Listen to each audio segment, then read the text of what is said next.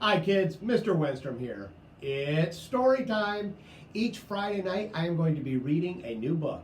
Tonight's book is called The Other Side, and it's written by Jaqueline Woodson with illustrations by E.B. Lewis.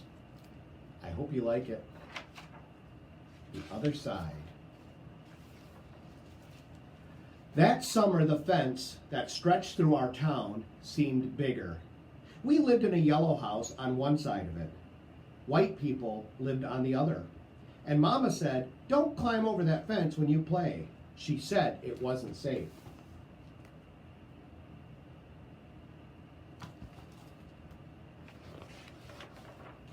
That summer there was a girl who wore a pink sweater. Each morning she climbed up on the fence and stared over at our side. Sometimes I stared back. She never sat on that fence with anybody. That girl didn't.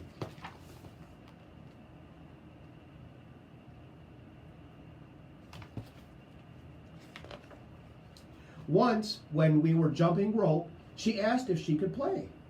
And my friend Sandra said no, without even asking the rest of us. I don't know what I would have said. Maybe yes, maybe no.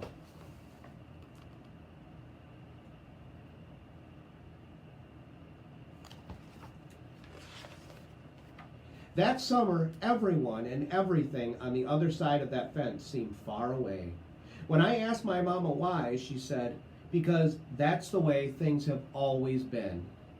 Sometimes when me and Mama went into town, I saw that girl with her mama. She looked sad sometimes, that girl did. "Don't stare," my mama said.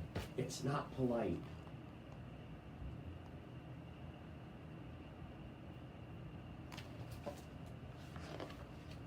It rained a lot that summer.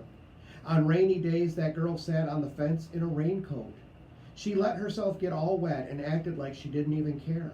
Sometimes I saw her dancing around in puddles, splashing and laughing.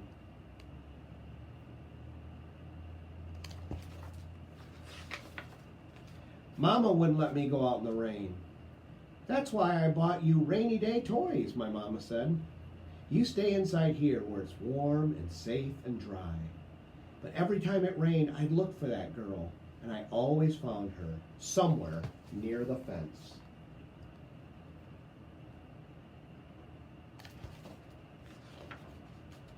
Someplace in the middle of summer, the rain stopped.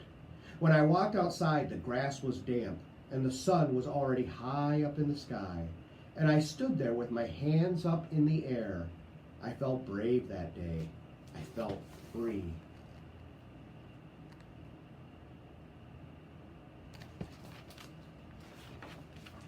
I got close to the fence, and that girl asked me my name. "Clover," I said. "My name's Annie," she said. "Annie Paul." "I live over yonder," she said, "by where you see the laundry. That's my blouse hanging on the line." She smiled then. She had a pretty smile.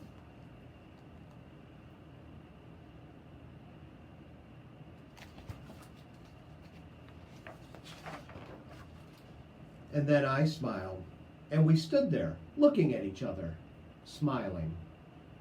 "It's nice to be up on this fence," Annie said. "You can see all over." I ran my hand along the fence. I reached up and touched the top of it. "A fence like this was made for sitting on," Annie said. She looked at me sideways.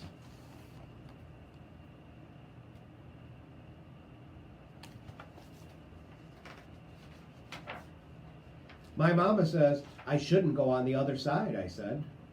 "My mama says the same thing. She never said nothing about sitting on it." "Neither did mine," I said.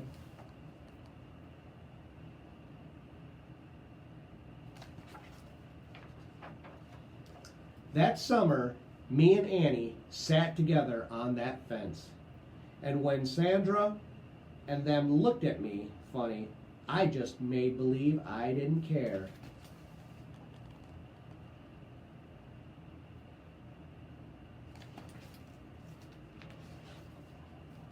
Some morning my mama watched us. I waited for her to tell me to get down from that fence before I break my neck or something. She never did. I I see you made a new friend, she said one morning, and I nodded. Mama smiled. That summer, me and Annie sat on that fence and watched the whole world around us.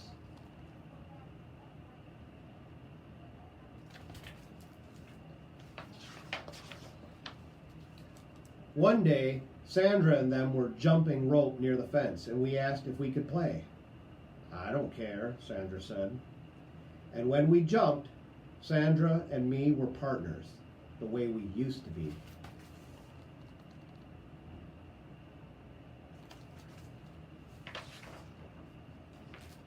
When we were too tired to jump anymore, we sat on the fence, all of us, in a line.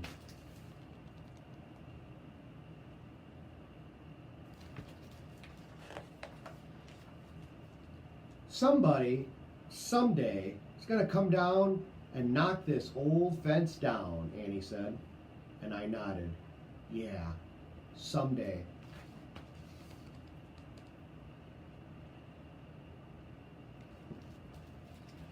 I hope you enjoyed tonight's story of The Other Side. And I hope you'll read a book of your own this week. Thanks for tuning in tonight. And remember, great things happen when we read.